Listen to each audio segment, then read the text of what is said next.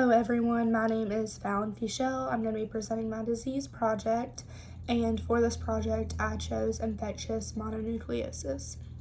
So the name of the pathogenic organism that causes this is EBV, also known as Epstein-Barr virus, and that is a causative agent for mono, and infectious mononucleosis is known as a contagious disease, whereas EBV is classified as a virus.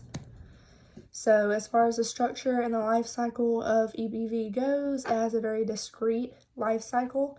It consists of 3 steps: primary infection, latency, and lytic reactivation phases. So there are 2 phases of EBV that happens in a normal person's lifetime.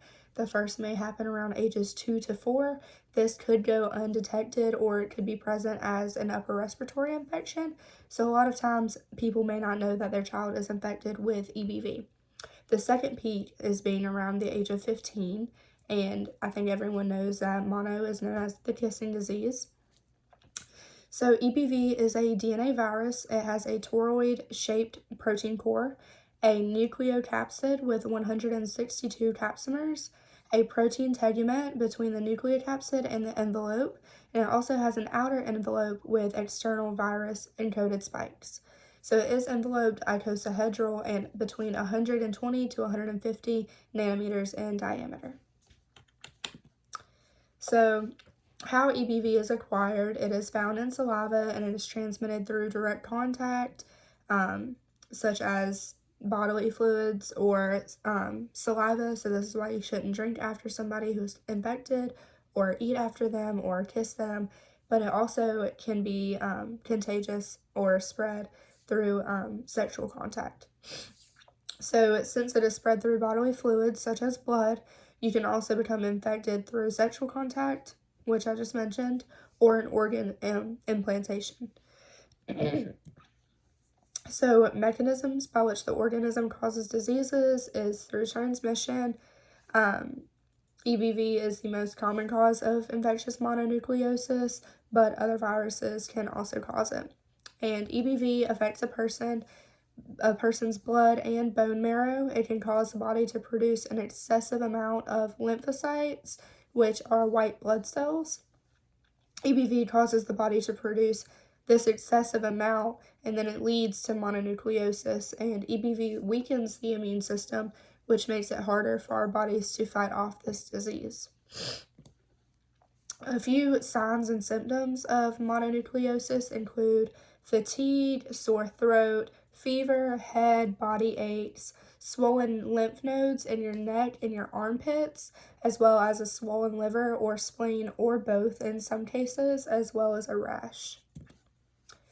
So as far as doctors diagnosing others with mono, this can be conducted first by a throat swab just to rule out strep throat, because strep throat does produce a lot of the same symptoms as mono.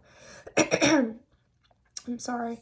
After they conduct the throat swab, they may conduct some blood tests, such as a CBC, which is a complete blood count. This way they can look at your lymphocytes and look at the numbers and see if they're to a extreme level.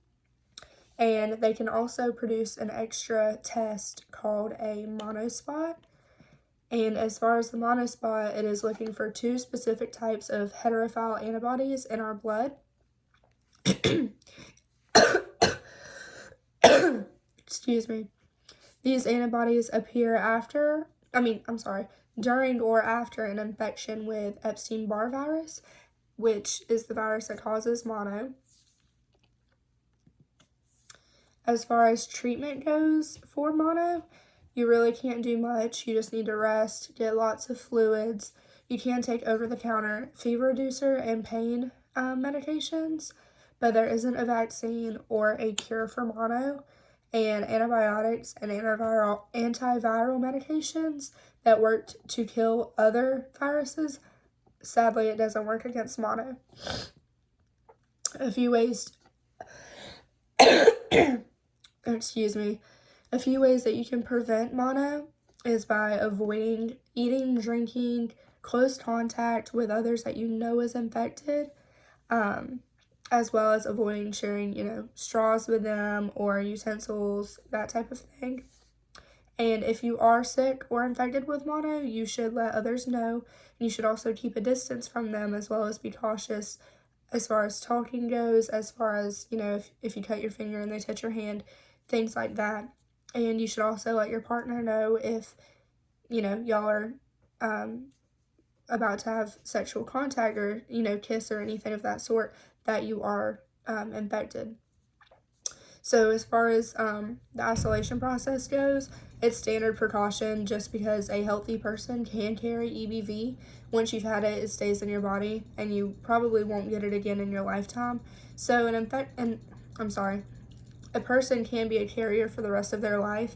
That's why we are just set on standard precautions, because, a person can have it for the rest of their life, and, it may not be, they may not show any symptoms of it. So these people are normally the primary reservoir for person-to-person transmission, just because they don't know that they have it. But if you are aware that you are infected, you should be mindful of others and make sure that they know, and also try to keep a distance away from them just so you don't spread the virus. And that is the end of my presentation. Thank you.